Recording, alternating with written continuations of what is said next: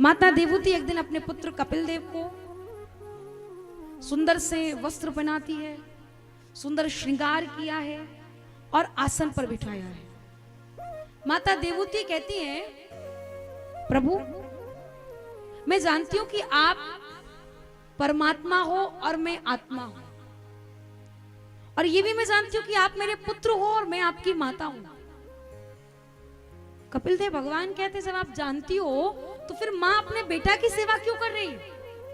बेटा को माँ की सेवा करनी चाहिए ना कि माँ को बेटा की सेवा करनी चाहिए।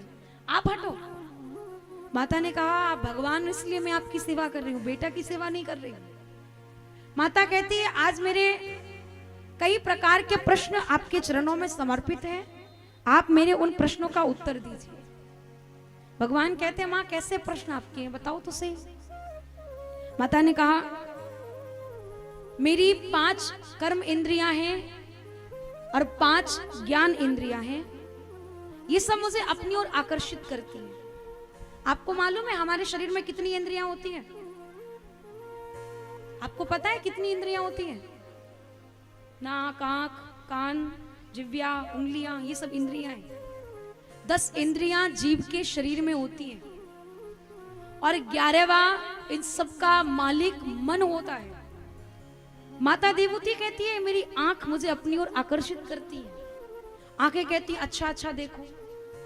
कान कहते हैं, अच्छा अच्छा सुनो। नासिका कहती है, अच्छा अच्छा सूंघो। और मेरी जो रसना है, जो सबसे विचित्र इंद्रिय है, वो तो सिर्फ इतना कहती है कि अच्छा अच्छा खाते जाओ। जब इंद्रियों ने मुझे घेर लिया तो फिर भगवान का भजन कहां से हो? मां कहती है, भगवान मेरा एक और प्रश्न है, मेरा मन भगवान के भजन में नहीं लगता है।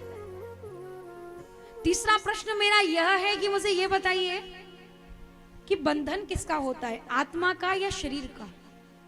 कपिल देव भगवान कहते हैं, माता वैसे तो आप सब कुछ जानती हो, परंतु फिर भी मैं आपको बताऊं। आपने कहा इंद्रियां मुझे अपनी ओर खींचती हैं। आंखें कहती हैं, अच्छा अच्छा देखो, तो फिर सुंदर सुंदर भगवान की छवियां दिखाओ, क्योंकि प्रभु से सुंदर कोई संसार में दूसरा नहीं। दूसरा आपने कहा कि नाक कहती है, अच्छा अच्छा सूंघो, तो भगवान को पुष्प चढ़ाओ, इत्र चढ़ाओ, उसकी जो सुगंध आए उसको अच्छे से अच्छा सूंघो। कान कहते हैं, सुनो।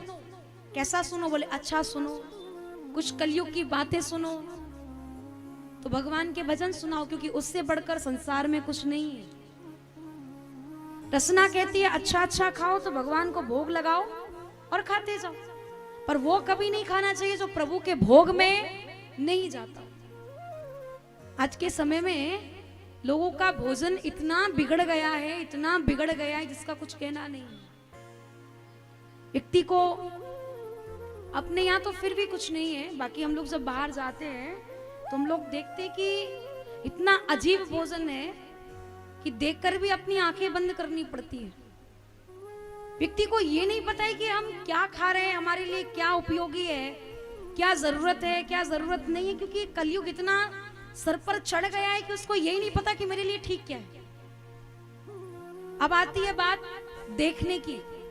हम अच्छी चीजें ज्यादा नहीं देखते, हम ज्यादा से ज्यादा वो वस्तुएं देखते जो हमारे काम की नहीं है, जो हमारे ऊपर गलत प्रभाव पहुंचाती है। सुनने की बात रही, हम वो नहीं सुनते जो हमारे लिए अच्छा हो, हम वो सुनते हैं जहां से हमारा मन भ्रमित हो। आजकल वो और चलने लगे, पहले तो केवल मोबाइल ही था, बॉक्स इत्यादि होते थे, अभी तो वो कान में लगा लगा कर सुनने वाला और सिस्टम चल गए, बहरा सिस्टम। पहले तो वो वायर वाला चलता था, अब वायर हट गया, अब तो वायरलेस हो गया है। कान में लगाओ और सामने वाला कुछ भी कहे उससे किसी को कोई मतलब नहीं, बस अपनी धुन में मगन। मेरे को सोचने में कभी कभी लगता है, अगर व्यक्ति इसको लगा ले तो फिर संसार के सारे कार्य कैसे होंगे। बाकी टेक्नोलॉजी इतनी आगे बढ़ गई है कि जिसका कुछ कहना नहीं। अभी तो सिर्फ सुनने देखने की क्षमता है, बाकी आगे जब घोर कलयुग आएगा ना, तो हम इतने भौतिकवाद में व्यस्त हो जाएंगे कि परिवार को, अपने आप को हम समय ही नहीं दे पाएंगे। ये मोबाइल भगवान ने ऐसी रेड की जड़ चालू कर दी है कि परिवार में 10 व्यक्ति तो 10 के पास ही मोबाइल है। पहले कहते थे कि परिवार के साथ थोड़ा समय बिताएंगे, पर अभी परिवार के साथ नहीं, मोबाइल के साथ समय बिताया जाता है। परंतु ये सब जरूरी है, पर उतना भी जरूरी नहीं है कि जितना हम इसमें बंधते जा रहे हैं। सुखदेव प्रभु बताते हैं, माता देवहूति को कपिल देव भगवान बता रहे हैं कि मां, व्यक्ति, आपने कहा कि मन भजन में नहीं लगता है, भजन में मन लगेगा कहां से? हमारा मन जब तक एकाग्र नहीं होगा, हम किसी चीज में अपना मन नहीं लगा पाएंगे, चाहे वो भजन हो या सांसारिक कार्य हो, चाहे कोई और कार्य हो। पहले अपने मन को नियंत्रण में करो। वो कैसे होगा?